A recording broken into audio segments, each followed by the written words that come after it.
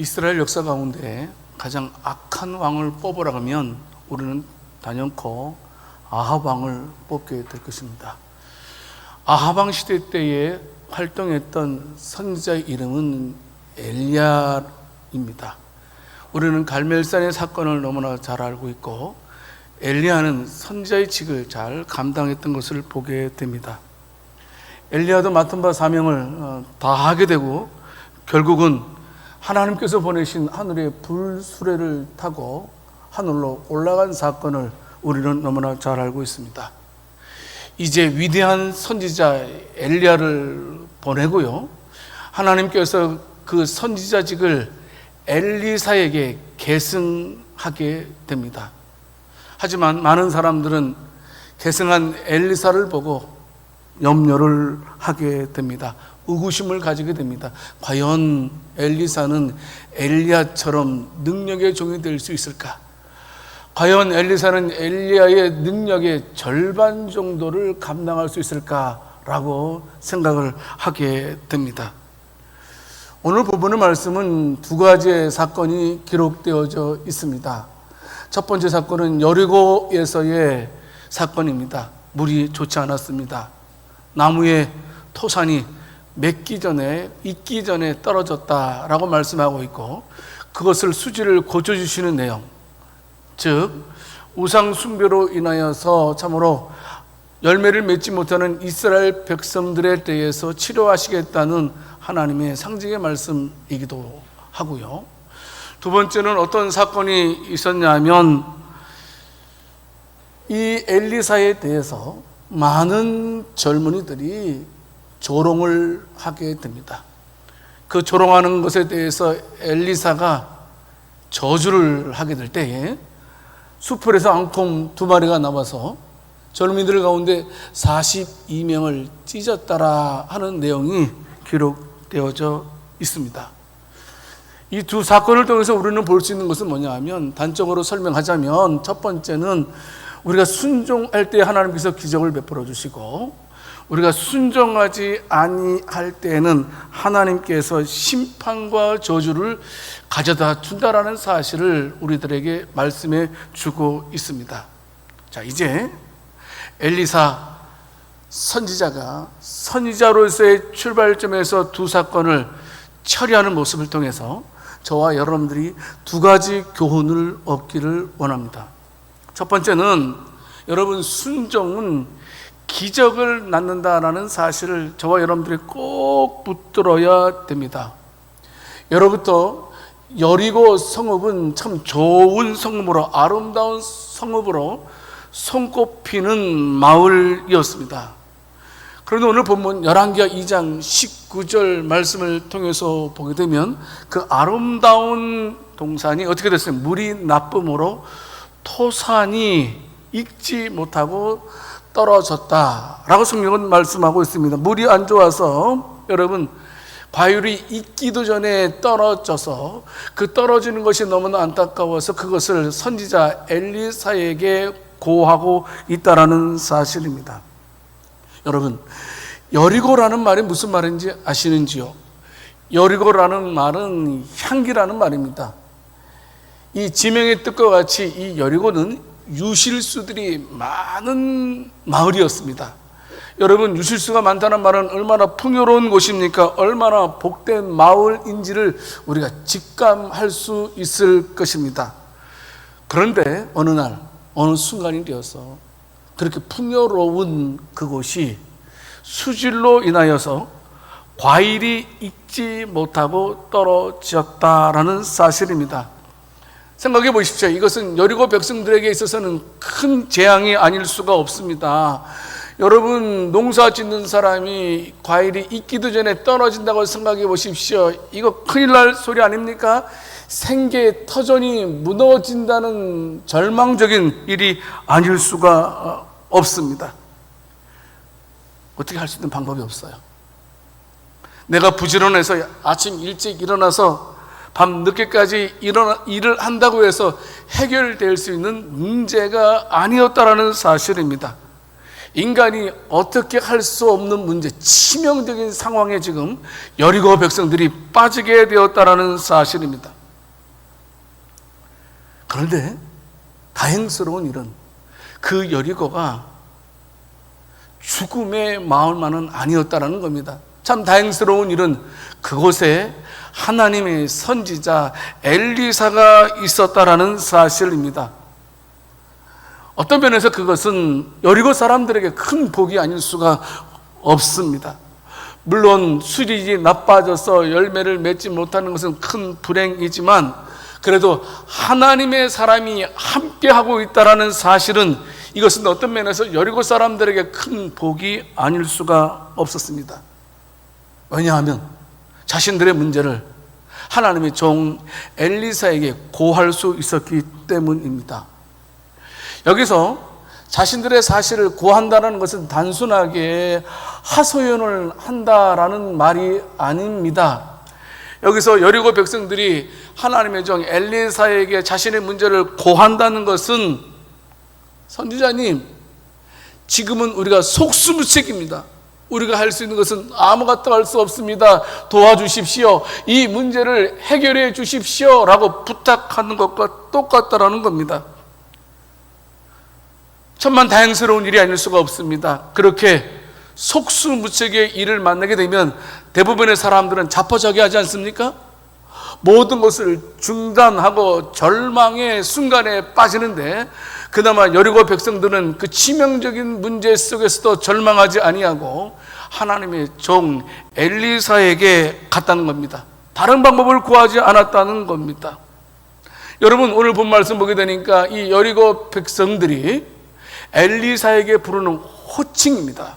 여기 보게 되면 우리 주인이라고 말씀하고 있습니다. 주인이라고 말하는 것은 바로 공경의 표시가 아니겠습니까? 하나님의 사자로 인정한다라는 말과도 같습니다. 여리고 백성들은 우리가 하나님의 종에게 말하면 하나님께서 반드시 우리가 당하는 문제들을 해결해 주실 거야 라는 믿음을 분명히 가지고 있었던 것 같습니다. 그래서 자신들의 문제를 엘리사에게 아뢰는 것이었습니다. 확신했던 것 같습니다. 성도 여러분, 저와 여러분들은 여기서 교훈을 얻을 것이 있다고 생각됩니다. 저와 여러분들도 내 스스로 해결할 수 없는 문제를 만날 때가 있다는 겁니다. 그렇지 않습니까? 내가 손쓸 수 없는 상황, 내가 아무리 발버둥 쳐도 해결할 수 없는 일들을 만날 때가 있다는 겁니다. 우리는 여리고 백성들을 통해서 분명히 붙잡아야 됩니다. 우리들도 내가 속수무책일 때는 무조건적으로 하나님 앞에 우선적으로 나가야 된다는 사실입니다. 이건 진리입니다. 여리고의 수질이 악화되었던 것처럼 크고 치명적인 문제가 분명하게 발생할 수 있습니다. 그 문제들을 가지고 우리는 주님께 나아가야 된다는 사실입니다. 저와 여러분들이 꼭 명심할 것은 뭐냐면, 여러분, 공중 권세 잡은 자가 있다는 겁니다. 마귀가 있다는 겁니다. 마귀가 공중 권세를 잡는 한 우리들에게는 치명적인 문제들이 생길 수밖에 없다는 사실을 먼저 인지를 해야 된다는 사실입니다. 해결하기 어려운 문제, 이것은 분명 우리에게 불행한 일입니다. 그런데 불행한 일을 당했지만, 견디기 힘든 일을 당했지만 그 문제를 해결해 주실 수 있는 주님이 우리와 함께하고 있음을 믿으시기를 바랍니다. 이것을 우리가 분명히 붙들어야 된다는 사실입니다. 주님 말씀하십니다. 마태복음 28장 20절 말씀에서 우리들에게 말씀하고 있습니다. 내가 너에게 분반 모든 것을 가르쳐 지키게 하라. 그 다음에 중요합니다. 볼지어다 내가 세상 끝날까지 너희와 항상 함께 있으리라 하시니라. 성도 여러분, 우리 주님께서는 우리와 영원토록 함께 하시겠다라는 표징으로 우리들에게 성령 하나님을 보내주셨습니다. 우리가 힘들고 어려울 때에 성령 하나님이 우리와 함께하고 있음을 우리는 붙들어야 됩니다. 엘리사가 여리고의 어려운 문제를 해결한 것처럼 우리가 주님께 우리의 문제를 아뢰면 우리 주님께서 우리의 문제까지도 해결해 주실 줄을 믿으시기를 바랍니다. 성도 여러분, 해결할 수 없는 문제 만나면 우리는 우리의 문제를 고해야 됩니다. 주님께 고해야 됩니다. 그래야지만 우리의 문제가 해결받을 수 있고 우리는 은혜를 누릴 수 있기 때문입니다. 역대상 16장 11절 말씀을 보게 되면 다윗 왕은 아삽을 중심으로 해서 레위인들에게 찬양대를 만들 것을 명하고 있는 모습을 보게 됩니다. 찬양대를 만든 이유는 다른 것 아닙니다. 자신의 영광을 위해서 절대 만든 것이 아니고 하나님께서 지난날 우리들에게 베풀어 주신 구원과 은혜를 기억하고 감사하기 위해서 다윗은 아삽을 중심으로 해서 찬양대를 조직토록 했던 것을 보게 됩니다. 그래서 그들에게 말합니다. 여호와와 그의 능력을 구할지어다. 항상 그의 얼굴을 찾을지어다. 성도 여러분, 저와 여러분들도 위기를 만날 때마다 하나님과 그의 능력을 구하는 저와 여러분들이 될 수 있기를 원합니다. 어떤 일은 그의 얼굴을 찾는 자들이 되어야 된다는 사실입니다. 하나님, 저에게는 하나님과 하나님의 능력이 전적으로 필요합니다라는 고백이 있어야 된다는 사실입니다. 어려운 일을 만날 때면 우리는 그분의 도우심을 소망해야 된다는 겁니다. 여러분, 많은 사람들이 하나님을 믿는다고 말하지만 힘들 때 하나님께 의지하지 않더라고요. 우리가 고통스러운 일을 만나면 분명히 하나님의 도우심을 받아야 되는데 하나님께 도우심을 청하지 않는 그리스도인들의 생각으로 많이 있는 것을 보게 됩니다. 문제를 만나면 그냥 어떻게 하든지 간에 스스로 해결해 보려고 발버둥만 치지 하나님을 바라보지 않는 자들이 있다는 사실입니다. 그 노력은 가상합니다만 그것만큼 어리석은 일이 없습니다. 하나님을 믿는다고 말하면서 하나님의 도우심을 바라지 않는 것처럼 어리석은 일이 없다라는 사실입니다. 성도 여러분, 우리와 함께 하시는 주님께 아뢰일 수 있는 저와 여러분들이 다 될 수 있기를 원합니다. 이것은 너무나 소중한 일이 아닐 수가 없습니다. 교인들 신방하다 보면 힘든 얘기를 많이 듣습니다. 그리고 어려운 문제에 봉착한 교인들도 많이 보게 됩니다. 성도 여러분, 여리고 주민들이 엘리사 옆에 나와서 자신의 문제를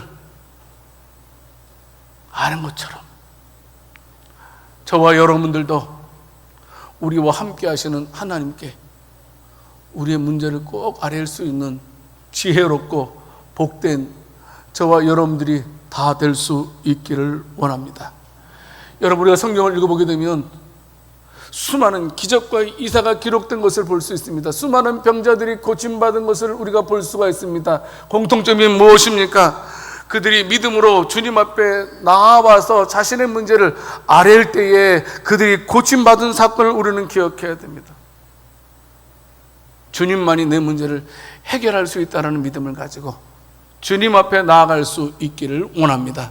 잠언서 기자는 잠언서 3장 5절 6절 말씀에서 너는 마음을 다하고 여호와를 신뢰하고 내 명체를 의지하지 말라라고 말씀하고 있습니다. 너는 범사의 그를 인정하라. 그리하면 너의 길을 지도하시리라 라고 말씀하고 있습니다. 우리가 의지할 분은 하나님밖에 없습니다. 시편 146편 3절 말씀에서 말씀하고 있습니다. 너희는 힘 있는 자 귀인들을 의지하지 말라. 도울 힘이 없는 인생 절대로 의지하지 말라라고 말씀하고 있습니다.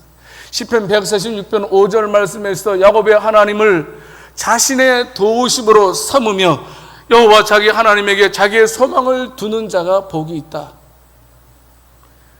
여호와께 소망을 두는 자들이 되어야 된다는 겁니다.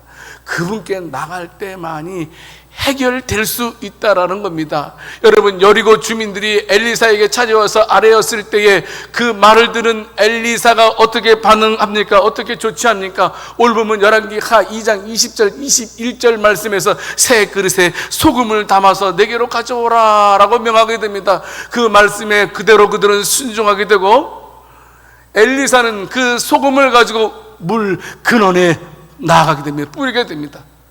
그래서 그 물의 근원을 치료했다는 내용을 우리가 볼 수가 있습니다. 이적을 베풀었습니다.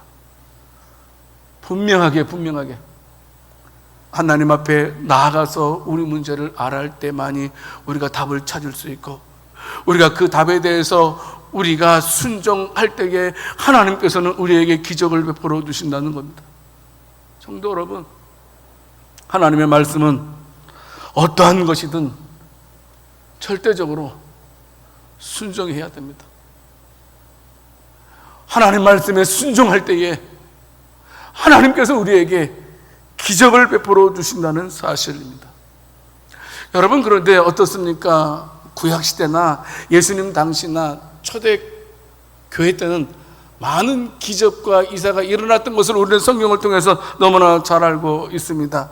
그런데 지금은 어떻습니까? 그 당시보다도 확연하게 기적이 일어나지 않고 있습니다. 심지어 어떤 분들은 현대사회에서는 참으로 그와 같은 기적은 다시는 일어나지 않을 거다라고 말하는 사람도 간혹 있습니다.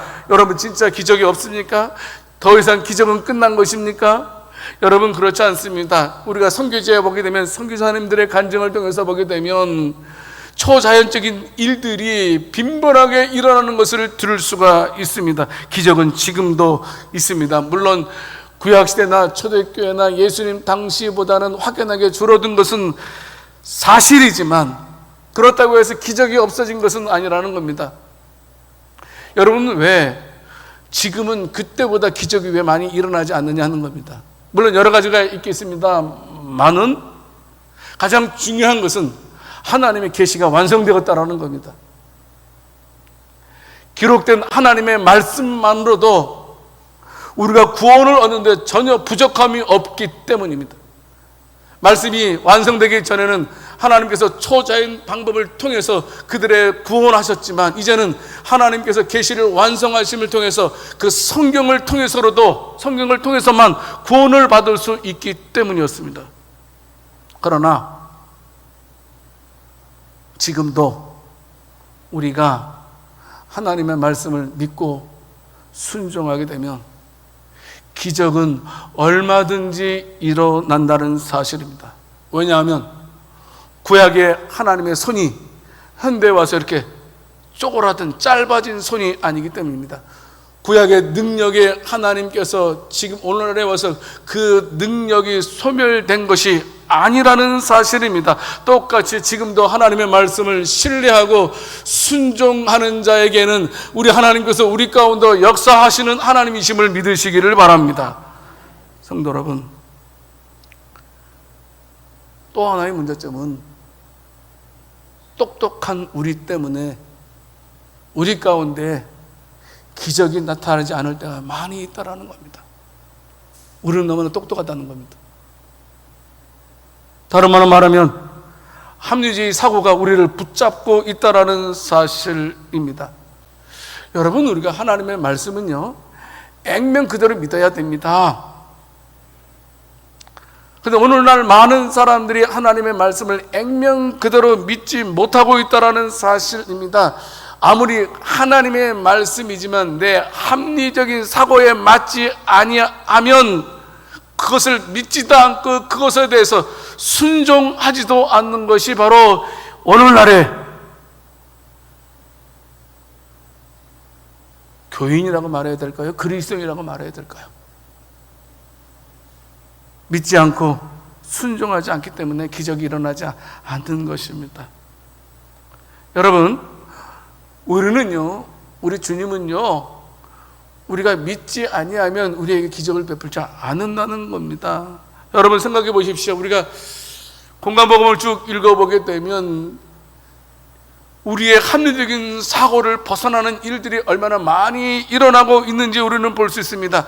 도저히 우리의 이성적인 판단으로서는 상상할 수 없는 일들이 신약 성경에 얼마나 많이 기록되어져 있는지 모릅니다. 볼까요? 가나의 혼인잔치 보십시오. 물이 포도주로 변했대요. 이게 맞는 얘기입니까? 이해가 됩니까? 어떻게 물이 포도주로 변합니까? 실로암에서 여러분 눈을 씻었더니 소경이 눈을 떴대요. 이게 말이나 됩니까? 수술도 안 하고 약물 치료도 안 하고 말입니다. 여러분, 어떻게 보리떡 5개와 물고기 2마리로 5,000명을 먹고도 12바구니가 남느니 이게 말이 됩니까? 이해가 됩니까? 여러분, 그런데 그와 같은 일들이 일어났다는 겁니다. 주님의 이적과 기사가 일어났다는 겁니다. 어떻게 해요? 주님의 말씀에 대해서 액면 그대로 받아들이고 순종했을 때에 하나님께서 그들에게 이적을 베풀어 주셨다라는 사실입니다. 그러므로 성도 여러분, 오늘날도 마찬가지입니다. 이걸 붙들어야 됩니다. 오늘날도 우리가 하나님의 말씀에 대해서 전적으로 신뢰하고 순종하기만 한다면 우리에게도 우리가 해결할 수 없는 일들을 해결받을 수 있음을 믿으시기를 바랍니다. 하나님께서는 우리가 해결할 수 없는 일을 해결할 힘을 주시든지 그것을 피할 수 있는 길을 예비해 주시든지 반드시 우리에게 은혜를 베풀어 주신다는 사실을 명심하고 전적으로 그분께 나아가는 우리들이 되어야 된다는 사실입니다. 성경에는 수많은 사건들이 기록되어져 있습니다. 여러분들, 그 사건들을 우리가 신화로 봐서는 안 됩니다. 옛날 이야기로 생각해서는 안 된다라는 겁니다. 우리와 상관없는 사건으로 보아서는 안 된다라는 겁니다. 분명한 그 사건은 우리와 상관이 있는 사건입니다. 우리가 성경에 기록된 사건들을 우리가 믿지 못한다면 우리의 믿음이 온전한 믿음이 아닌 것을 알아야 됩니다. 성경에서 일어난 모든 일들이 우리 가운데서도 일어날 수 있다라는 믿음이 우리들에게 있어야 됩니다. 인간의 이성으로는 납득이 가지 않아도요, 해결자이신 주님이 우리와 함께 하시면 내 문제가 해결받을 수 있다라는 그 믿음을 주님은 보시기를 원하신다라는 겁니다. 그 믿음과 순종이 있을 때에 하나님께서 엘리사를 통해서 여리고의 그 물을 해결해 주신 것처럼 우리가 믿음으로 나갈 때에 우리가 해결할 수 없어서 힘들어하는 그 문제를 해결해 주실 줄 믿고 의심치 말고 말씀을 붙들고 하나님께 나아가 그분 말씀대로 살아감을 통해서 해결받을 수 있는 복된 저와 여러분들이 다 될 수 있기를 살아계신 주님의 이름으로 축원합니다. 두 번째, 여러분, 불순종은 하나님의 진노를 부른다라는 사실을 우리는 꼭 기억해야 됩니다. 여리고 성읍에서 하나님께서 엘리사를 통해서 물의 근원을 치료하시게 됩니다. 이제 여리고에서 북동쪽으로 약 20km 떨어진 베델이라는 곳으로 엘리사가 가게 됩니다. 엘리사가 이제 베델로 들어갈 즈음에 많은 사람들이 열왕기하 2장 23절 말씀해 보게 되면 특별히 젊은이 어린아이라 그랬는데 여기서 어린아이는, 여러분, 어린아이는, 작은 아이는 그냥 우리가 생각하는 그런 어린아이가 아니고 식별할 수 있는 식별할 수 있는 능력을 가지는 그 수준을 가리키는 단어입니다. 갑자기 젊은이들이 많이 나타나는 거예요. 많이 나타나가지고 뜻밖의 말을 하는 거예요. 아마 저는 엘리사가 크게 당황했을 거라고 생각됩니다. 뭐라고 그러냐면 대머리여 올라가라, 대머리여 올라가라, 이런 말을 하고 있는 거예요. 여러분, 한 100여 명의 청년들이 외쳐보니 그 소리가 얼마나 크겠습니까? 얼마나 엘리사도 놀랍게 했습니까? 일반적으로 고대 근동 지방에서는 이 대머리를 불명예스러운 일로 생각했습니다. 레위기 13장에 보게 되면 문둥병에 대해서 말씀을 하고 있는데 그 문둥병으로 인하여서 머리털이 싹 빠지기 때문에 이것은 하나님의 진노로 구약시대 사람들은 생각을 인식을 하고 있었습니다. 하지만 엘리사는 여러분 어떤 대머리가 된 것이 문둥병으로 된 것은 전혀 아니었습니다. 그러므로 그가 베델의 청년들로부터 비난받을 만한 일은 아니었다라는 사실입니다. 그런데 여기서 베델의 청년들이 엘리사를 가리켜서 대머리 했던 그 이유는 뭐냐면 열왕기하 1장 8절 말씀하게 되면 그 엘리사의 스승 엘리야는 이렇게 머리숱이 털이 많은 자로 묘사가 되어져 있다는 사실입니다.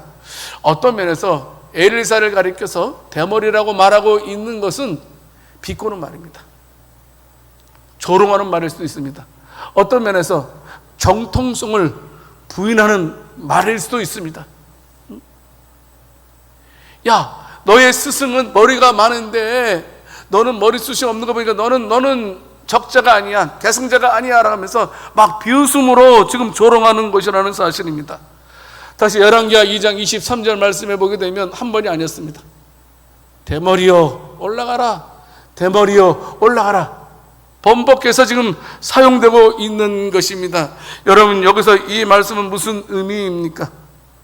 우연하게 지나갔다가 엘리사를 보고 대머리에 올라라고 한 것이 아니었다라는 겁니다. 그들은 심히 계획적이고 조직적으로 움직이면서 지금 엘리사에 대해서 조롱을 하고 있는 것입니다. 엘리야를 이어서 계승해서 하나님의 위대한 사역을 감당할 엘리사에 대해서 아주 그들은 악랄하게 지금 대적하고 있는 것입니다. 여러분, 베델이 어떤 곳이었습니까? 베델은 우상으로 가득 차 있는 곳이었습니다. 베델은 금송아지를 섬겼던 곳이었습니다. 너무나 안타까운 일이 아닐 수가 없습니다. 엘리사 개인을 조롱한 것이 아니었다는 겁니다. 엘리야를 통해서 계승된 엘리사, 그것을 누가 계승시켜 주신 것입니까? 하나님께서 시켜주신 것입니다. 그런데 이 선지자직을 계승한 것까지도 베델 사람들은 조롱을 하고 있는 것입니다. 어떤 면에서 하나님의 권위에 대해서 모독하는 행위를 서슴지 않고 그들은 행하고 있다는 사실입니다. 대머리여 올라가라, 올라가라는 말은 엘리야의 승천 사건과 밀접한 관계가 있습니다. 엘리야가 불쑥 하늘로 올라갔듯이 너도 우리 눈에서 사라지라는 말입니다. 우리에게로 오지 말라라는 겁니다. 너는 우리와 상관이 없다라는 겁니다. 우리에게서 떠나가라. 너희 스승 엘리야가 하늘에 올라갔던 것처럼 우리 눈에서 사라져 너도 아예 그냥 하늘로 올라가 버려라고 모독하고 조롱하는 말을 하고 있는 것입니다. 어떤 면에서 여러분, 엘리야가 불수레를 타고 하늘나라에 올라간 게 얼마나 큰 영광스러운 일입니까? 그런 것까지도 지금 베델의 젊은이들이 무시하고 조롱하는, 하나님을 모독하는 행위를 서슴지 않고 행하고 있다는 사실입니다. 우상 숭배자들이 하나님을 얕보는 말을 하고 있는 것입니다. 여러분, 그런데 열왕기하 2장 24절 말씀에 젊은이들의 그런 소리를 듣고 엘리사가 어떻게 반응을 하고 있습니까? 여호와의 이름으로 저주를 했다라고 말씀하고 있습니다. 저주를 하자마자 곧 숯불에서 앙금 둘이 나왔다라고 말씀하고 있습니다. 곧 즉시, 저주한 즉시 숯불에서 암검 둘이 나와서 많은 젊은이들 가운데 42명을 찢었더라 라고 성경은 말하고 있습니다. 여러분, 우리가 아무 생각 없이 이 본문의 말씀을 읽게 되면 어떻습니까? 아니, 그렇다고 해서 저주할 것까지 무엇이 있냐? 아니, 그렇다고 해서 앙금을 불러다가 찢어 죽일 일은 못하겠느냐? 목사님은 목사님이잖아요. 목사님은 목사님이시기 때문에 그런 말 하시면 안 돼요. 또 여러분들은 어떤 말 들었습니까? 불신자들한테. 그래도 여러분들은 교회 다니잖아요. 교회 다니는 사람이 그런 말 하면 안 되잖아요. 이런 말 들을 때 있지 않습니까? 어떤 면에서 오늘 지금 앙코미 동원에서 42명의 청년들을 징계하는 이 모습에 대해서 엘리사가 저주한 것에 대해서 이거는 하나님의 종으로서의 합당한 자세가 아닌 것처럼 보여질 수도 있습니다. 여러분, 그런데요, 엘리사의 저주가 엘리사의 저주가 아니었다라는 겁니다.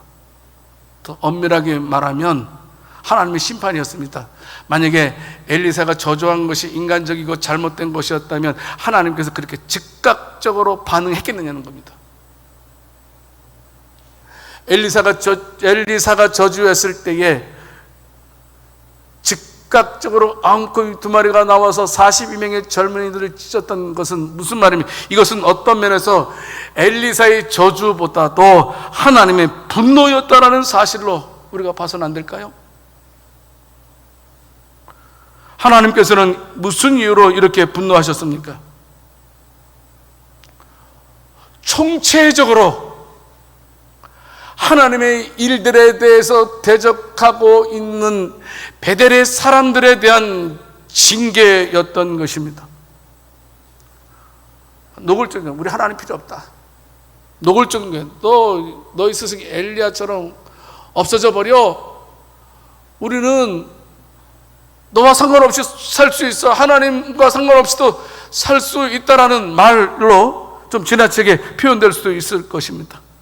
어떤 면에서 하나님을 아주 얕잡아 보는, 하나님을 무시하는 언덕이라고 말할 수 있습니다. 성도 여러분, 만왕의 왕이신 우리 하나님, 모든 인생들을 통해서 찬양과 경배를 받으실 분은 유일하신 하나님 한 분밖에 없음을 믿으시기를 바랍니다. 그런데 그 이름이 지금 멸시를 당하고 있다는 겁니다.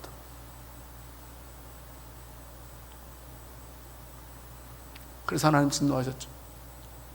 사도행전 5장에 보게 되면 아나니아와 삽비라 사건이 기록되어져 있습니다. 여러분, 아나니아 삽비라도 어떻습니까? 하나님의 진노로 말미암아 그 부부가 죽임당한 사건이 사도행전 5장에 기록되어져 있습니다. 그 당시에 분위기는 얼마나 교회 분위기가 좋았는지 모릅니다. 성령의 능력의 역사함을 통해서 말씀이 흥황하여서 많은 사람들로 주께로 돌아오면서 참으로 예루살렘 교회가 얼마나 왕성했는지 모릅니다. 너무나 교인들의 은혜를 많이 받아서 제가요 집을 팔아서 가난한 사람도 겠습니다. 제가 논을 팔아서, 제가 밭을 팔아서, 제가 짐승을 팔아서 제가 하나님을 기쁘시게 하겠습니다 라고 손을 들게 됩니다. 말을 하게 됩니다. 그 광경을 본 많은 사람들이 은혜의 박수 갈채를 보내게 됩니다.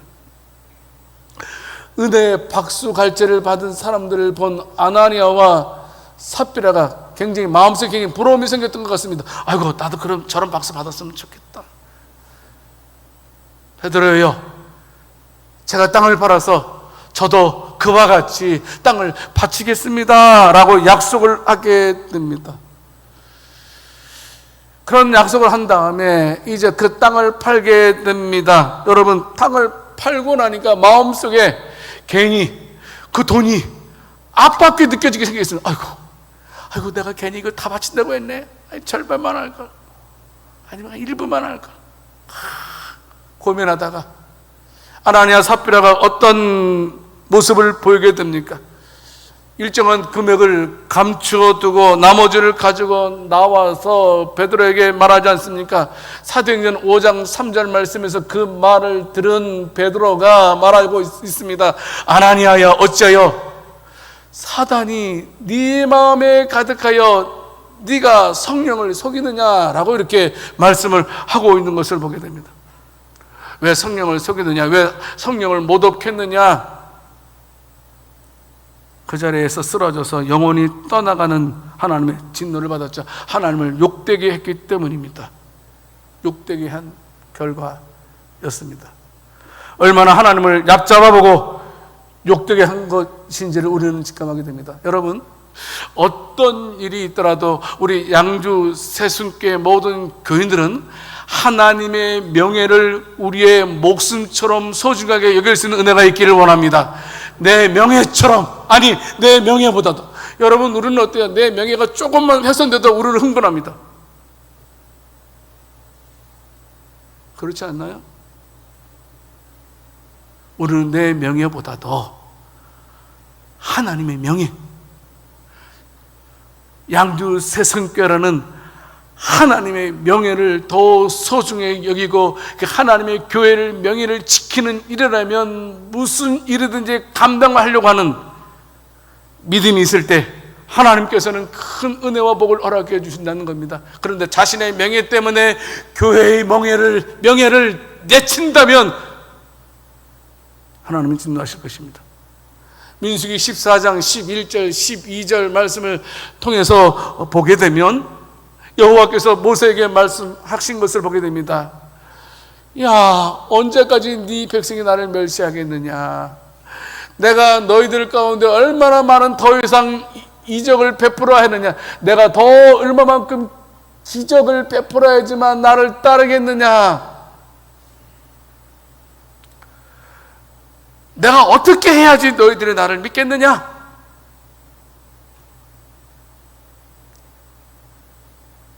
하나님 말씀하시죠. 전염병으로 내가 치겠다. 그래서 다시 크고 강한 민족으로 만들겠다 라고 말씀하시는 것을 보게 됩니다. 사무엘상 2장 30절 말씀에서도 사무엘 선지자가 엘리 제사장에게 말하고 있지 않습니까? 나를 존중히 여기는 자를 내가 존중히 여기고 나를 멸시하는 자를 내가 경멸하리라. 여러분, 우리는 하나님의 자녀들입니다. 육신의 아버지의 명예를 우리가 지켜야 되는 것처럼 저와 여러분들도 어떤 순간에도 하나님의 명예를 지킬 수 있는 은혜가 있기를 원합니다. 어떤 순간에서도 하나님을 멸시하는 언동이 있어서는 안 됩니다. 말과 행동이 있어서는 안 된다는 겁니다. 마태복음 12장에 보게 되면 우리 주님께서 귀신 들려서 앞을 보지 못하고 말 못하는 자를 고쳐주시는 사건이 기록되어져 있습니다. 여러분, 눈을 보지 못하는 자가 눈을 보고요, 말을 못하는 자가 말을 한 사건이 지금 일어났어요. 얼마나 지금 분위기가 핫했겠어요. 지금 와, 그래서 여러분 마태복음 12장 23절 말씀을 보게 되면 많은 사람들이 그 광경을 보고 저분이 다윗의 자손이 아니냐. 여러분, 다윗의 자손이라는 말은 무슨 말이죠? 메시아, 그리스도가 아니냐라는 말이죠. 백성들이 다 그리스도에게로 초점이 맞춰지기 시작할 즈음에 예수님에 대해서 시기와 질투를 가지고 있었던 바리새인들이 어떻습니까? 마태복음 12장 24절 말씀에서 무슨 소리 하는 거요? 예수는 귀신의 힘을 빌려서 귀신을 쫓아낸 거요 라고 엉뚱한 말을 하고 있는 모습을 보게 됩니다. 그 말을 들으신 예수님께서 마태복음 12장 25절 26절 말씀에서 뭐라고 말씀하고 있습니까? 어떻게 사탄이 사탄을 내보내느냐, 부정하는 말씀을 하고 계십니다. 그러면서 계속해서 마태복음 12장 31절 32절 말씀에서 분명하게 주님은 우리들에게 말씀해 주고 있는 것을 보게 됩니다. 성령을 거역해서는 안 됩니다. 하나님을 거역해서는 안 된다라는 것입니다. 하나님께서 그토록 무서운 진노를 엘리사를 통해서 베델의 청년들에게 그렇게 끔찍한 진노를 하신 이유가 있다는 겁니다. 그들은 하나님을 만으로 여겼고 하나님을 모욕하고 하나님의 모든 것들을 부정하는 죄인들이었기 때문에 주님께서는 그들을 진노하셨던 것을 보게 됩니다. 성도 여러분, 사실 우리만큼 은혜와 복을 많이 받은 자가 어디 있습니까? 이럴 때는 아멘 하는 게 좋습니다. 아멘 하세요. 은혜, 옆 사람들에게 말하겠습니다. 은혜 안 받았어요? 해보세요. 시작. 우리 은혜 많이 받아요. 우리만큼 은혜 받은 사람이 어디 있어요? 우리만큼 복 많이 받은 사람이 어디 있어요? 그 은혜를 기억하지 못하고 우리가 어렸을 때 부모에게 했던 말처럼 아버지 나한테 한 것이 무엇이, 나를 위해서 한 일이 무엇이 있습니까? 똑같이 하나님께서 저에게 해준 일이 무엇이 있습니까? 라고 말한다면 그것만큼 배은만덕한 죄인이 어디 있겠습니까? 성도 여러분, 우리는 두 가지의 사건을 통해서 저와 여러분들은 분명히 교훈을 얻어야 됩니다. 아, 내가 이 세상을 살아갈 때는 함부로 막 살아서는 안 되는 거구나. 내가 하나님의 사람으로서 내가 이 세상을 살아갈 때에는 두렵고 떨림으로 살아야 되는 거구나. 두렵고 떨림으로 살아야 되는 거구나. 이것을 우리가 느껴야 된다는 겁니다. 내가 어떤 상황 속에서라도 하나님을 욕되게 해서는 안 되겠구나. 이런 교훈을 우리는 얻어야 된다는 사실입니다. 성도 여러분, 오늘 읽은 열왕기하 2장의 말씀이 옛날의 추억의 말씀에 불과할까요? 그렇지 않습니다. 절대로 그렇지 않습니다. 오늘날 이 시대를 살아가는 우리들을 향한 이적이기도 합니다. 힘들고 어려울 때마다 주님 앞에 나가서 아뢰일 수 있는 저와 여러분들, 그리고 내가 현실적으로 이해가 되지 않아도 하나님의 말씀에 죽도록 충성할 때에 하나님께서는 우리에게 우리의 독소를 빼주신다는 것을 기억하고, 어떤 상황 속에서도 하나님의 말씀만 붙들고 순종하겠다라는 결단을 내리는 저와 여러분들, 그리고 가는 곳곳마다 하나님의 명예를 가장 소중하게 여길 수 있는 저와 여러분들이 다 될 수 있기를 살아계신 주님의 이름으로 축원합니다. 하나님 아버지, 우리 성도들 두렵고 떨림으로 이 세상을 살게 하시고 하나님께 순종하는 자가 되어서 하나님의 복과 은혜를 누리면서 살아가면서 하나님께 영광 돌리는 삶을 살아가게 해 주시옵소서. 감사드리옵고 우리 주 예수 그리스도 이름으로 기도드립니다.